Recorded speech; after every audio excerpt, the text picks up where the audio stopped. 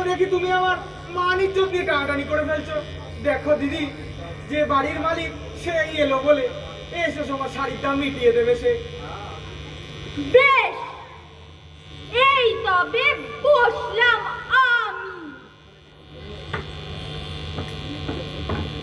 কি কুক্ষণে যে নেমন্তন্ন খেতে এলাম, হে ভগবান। উদয়, বলি ও উদয়, বাড়ি আছো নাকি? উদয়ের বদলে অক্ষয় চলবে? ভাড়া দিলে পাশের পাড়ার ছেলের বাপও চলবে। ভাড়া? কিসের ভাড়া? যে বাড়িখানায় আপাতত আপনি বসে আছেন সেটা বলি, সেটা আপনি মেটাবেন তো? 3 মাস বাকি। আমলো পরের বাড়ির ভাড়া আমি মেটাতে যাবো কোন দুঃখে? তাই বাতেলা মারলেন কেন? চটপট টাকা ফেলুন। 3 মাসে হলো 6700। আরে আশ্চর্য লোক তো, এটা তো উদয়ের বাড়ি। এই উদয়ের বাড়ির ভাড়া অক্ষয় মেটাতে যাবে কোন যুক্তিতে? একে এত খিদে পেয়েছে, তার মধ্যে কোথা দিয়ে উঠকো আপদ এসে ঢুকলো। আচ্ছা বিল্ডিং মোড় করতে আপনি যার বাড়িতে বসে আছেন তাকেই গালাগাল দিচ্ছেন। ফালতু কথায় কাজ নেই। উদয়ের জায়গা যখন আপনি আছেন তখন ভাড়া আপনার ধার দেবে। দেখুন, দেশে না এখনো আইন কানুন আছে, আমিও দেখে নেবো আপনি কি করে নিতে পারে। তবে এই বসলুম আমি যদি এক বাপের বেটা হই, ভাড়া না নিয়ে আমি এক পাও নড়ব না।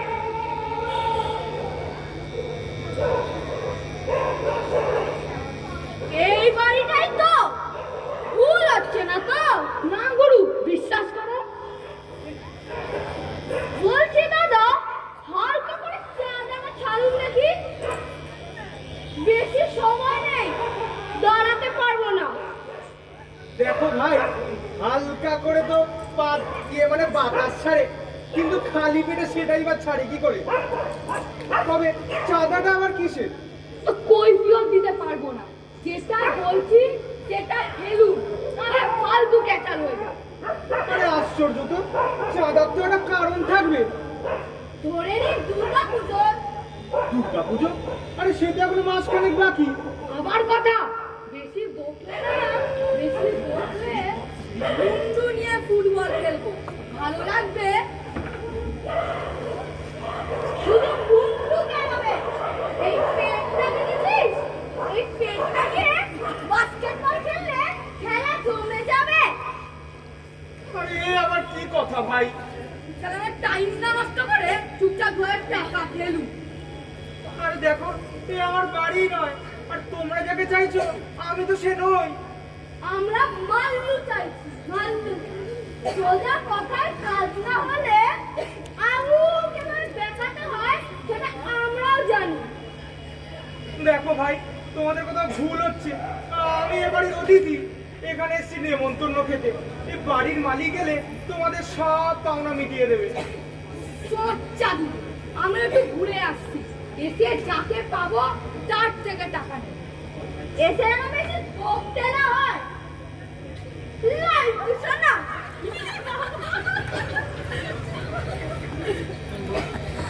ও কর্তা, এক বাবু আইছে। তা আমি কি করবো? এ কি আমার বাড়ি নাকি? 420 মালিকের, এ আবার 840 চাকর। দেখুন, চাকর বইলা গালি দেবেন না, আমার হয়ে ইজ্জত আছে। ইজ্জত? যা যা, বেশি বাজে না বকে, যে এসে তাকে নিয়ে আয়। বাবু, টাকাটা। আপনার আবার কিসের টাকা? সেই যে গিন্নিমার জন্য নেকলেস নিয়ে এলেন, বললেন করে বাড়ি থেকে টাকা নিয়ে যেতে। আরে আরে দাদা, এতদিনে যার বিয়েটাই হলো না, তার আবার নাকি গিন্নির জন্য নেকলেস? বলি কি, নেশা ভাঙ করার অভ্যেস আছে নাকি আপনার? দেখুন, আপনার গিন্নির জন্য না অন্যের গিন্নির জন্য নেকলেস নিয়ে এসেছেন সেটা আমার দেখার কথা নয়। মালিক বলেছেন টাকা নিয়ে আসতে, সুতরাং। আরে এ আশ্চর্য লোক তো, এ তো দেখি পাবলিকলি আমার চরিত্র ধরে কথা বলছে। দেখুন, এর জন্য কিন্তু আমি আপনাকে পুলিশে দিতে পারি। চেষ্টা করি দেখুন না, 420 কেসে আপনাকে আমরা শ্বশুর বাড়ি দেখিয়ে দেবো। ঠিক আছে, আজকে আসুক পুলিশ, পুলিশের সামনেই সামনাসামনি তখন কথা হবে। ঠিক আছে, এই আমি বাবু, দুধের দামটা। বাবু দুধের দামটা দুধ কিসে? আমার আবার কার গত 2 মাস ধরে যা দুধ খাচ্ছেন তাকেই ভুলে গেলেন। আরে, দাদা আমি তো দুধ খাই না, আমি তো এসেছি এখানে নেমন্তন্ন খাবো বলে। দেখুন ফালতু বকাবেন না, দুধ খাওয়ার নোলা আছে আর পয়সা দেওয়ার মুরত নেই, আবার নাকি ভদ্রলোক সাজে। দেখো তুমি কিন্তু সমঝে কথা বলছো। ঠিকঠাক সমঝে দিতে পারলে আপনার মতন বাটপারকে মাটিতে শুয়ে দিতাম। গরিব দেখলে পয়সা মারতে ইচ্ছে করে, তাই না? এ কি বলছো তুমি? এবার থেকে দুধ খাওয়ার নোলা উঠলে নিজে গরু কিনে দুয়ে নেবে। চিড়িংবাজ কথা বলে। এই চুপ রাও, যত বড় মুখ নয় এ তত বড় কথা।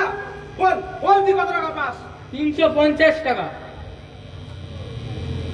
নে আর দূর হ আমার সামনে থেকে। এই রে, তো মাইনার সব টাকাই আজ পকেটে আছে দেখছি। এবেলা তো ভাড়াতে হয়।